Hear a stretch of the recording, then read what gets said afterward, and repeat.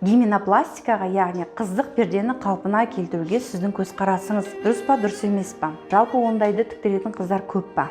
Өкінішке қарай өте көп.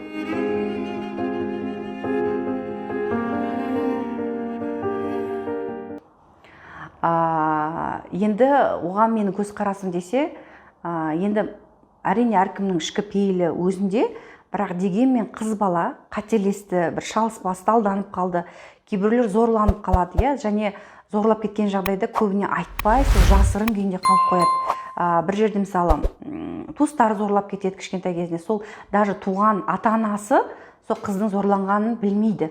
Мысалы, маған психологиялық консультацияға келетін қыздардың көпшілігінде, жыныстық өмірмен проблема қыздардың көпшілігінде зорлық проблемасы. Тіпті өзінің туған нағашы-ағасы, өзінің туған ағасы, өзінің анасының бауыры, туған адамдар, яғни алыстан біреу емес, өзінің жақын адамдары кішкентай кезінде сол балаларға, қыз балаларға зорлық көрсеткен.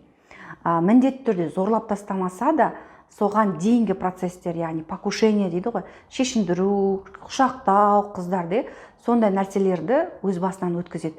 Енді қыз баланың тағдыры қиын ғой, алданып қалады, жаңа үйленеді деп, мас болады, жас болады деген сияқты. Мен енді қыздардың әрине от барған жеріне пәк болып, еркек болсын, әйел болсын, бір шынайы, адал сезіммен пәк болып қосылғандарын қолдаймын. Бірақ өмірде әртүрлі жағдаймен алданып қалады қыздар. Енді содан кейін әрине мен қыз емеспін деп жігітке айтып шыға беруіне болады. Бірақ өмірде ұрыс керіс отбасы болған кезде еркек адамдар, мен оған қарамаймын, маған адам жақсы болса болды деп үйленгенімен, кейін сол нәрсені ұрысқан кезде бетіне салық қылып отыруы мүмкін. Тіпті менің бір пациенткам болған, үйленгенге дейін қыз айтқан, мен қыз емеспін, осындай жігітпен жүрдім, кәдімгі 5 жыл жүрдік, сосын үйленеміз деп жатқан кезде екеуміз арамызда жыныстық қатынас болды, бірақ сол жігіт енді үйленеміз деп жүрген кезде қайтыс болып кетеді. Сөйтіп екеуі үйленбей қалып қояды, кейін басқа жігітпен кездескен кезде оған барлық шындықты айтады. Жарайды, енді ол болады ғой, анау-мынау, екеуі үйленеді. Кейін бірақ ол жігітті біраз уақыт өткеннен кейін, 10 жыл өткеннен кейін, балалы шағы 3 баласы болғаннан кейін измена жасап бастайды әйеліне. Сол кезде сен де маған қыз болып шыққан жоқсың ғой, сен де талай еркекті көрдің ғой, сен бір еркек деп қойдың, мен қайдан білемін қанша еркекпен болғаныңды. Демек, уже қыздың бетіне салық қылады, мен де көргім келеді басқа әйелдерді. Сен басқа еркекпен болғанда мен неге басқа әйелмен бола алмаймын деген сияқты әртүрлі нәрсені бетіне салық қылып айтады. Енді қыз сосын барғаннан кейін, жарайды, ол ер жігіт оған ештеңе демегенмен, жақсы көргенмен, оның ата-анасы бар, ой қан шыққан жоқ, ой бұл жүргіш қыз ғой, ол андай-мындай деген әртүрлі әңгімелер болуы мүмкін. Сондықтан мен студент кезімде тоже қыздықты тіктіру деген қалай, ол ұятсыз нәрсе деп қарайтынмын. Кейін бірақ біз практикада жүрген кезде бір қыздық пердесін тіктіріп кеткен қызды көрдім. Кейін біраз жылдан кейін өзім гинеколог болып жұмыс істеп жүрген кезде сол қыз 3-ші баласын босануға келді, күйеуі жаңағы 2 баласын ертіп, жаңағы қызды роддомнан шығарып бара жатқанын көрдім да, 3-ші баласымен. Қарасаң, әп-әдемі бақытты отбасы болып кетті. Яғни бұл жерде енді сол бір қателіктен сабақ алып, сол қыз өмірін ары қарай түзеп өмір сүріп кету үшін жасалса, менің ойымша бір сондай қатты айыбы жоқ.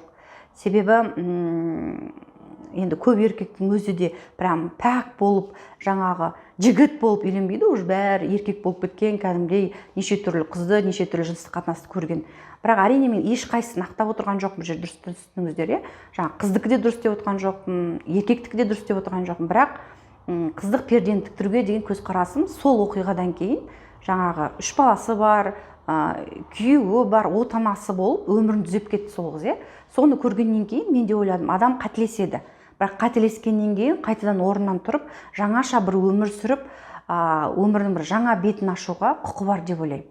Яғни ары қарай шалыс баспасы, ары қарай сол некесіне берік болып, измена жасамай өмір сүріп кетсе, оның өзі де үлкен ерлік, үлкен жетістік. Ал енді болды, мен бетім ашылып кетті, мен кім алады дейсің деп кім көрінгенмен ары қарай жүріп, бұзылып, жезөкше болып, кім көрінгенмен жүріп кететін әйелдер де бар, болды ғой, мен қыздық пердем бұзылып қалды ғой, кім көрінгенмен жата берсем болады деген ойды туындайды. Сондықтан екінші шанс, бұл қыздарға былайша айтқан кезде, әсіресе оңтүстік жақта қыздарға өте қатты қарайды. Шымкент, Тараз, Қызылорда жақтарда, Алматы облысы да сондай. Сондықтан қай жерге барған кезде де өзі еркек мен бірінші болсам екен дейді, ал әйелі де мен соңғысы болсам екен, менен кейін басқа әйел азаматына қарамаса екен дейді ғой. Ол енді біздің табиғатымыз сондай. Сондықтан бақытты болып кетуге, сүрініп құлап қалса қайтадан орнынан тұрып, бойын тіктеп өмір сүріп кетуге, өзінің қателігінен сабақ алуға әркімнің құқы бар деп ойлаймын. Сіздердің де пікірлеріңізді білгім келеді.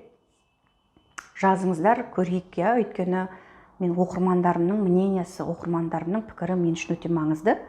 Сіздермен де ой алысқым келеді. Комментарий жазыңыздар, мен міндетті түрде оқып шығып танысып, бәлкім соған байланысты келесі видеоны түсірермін.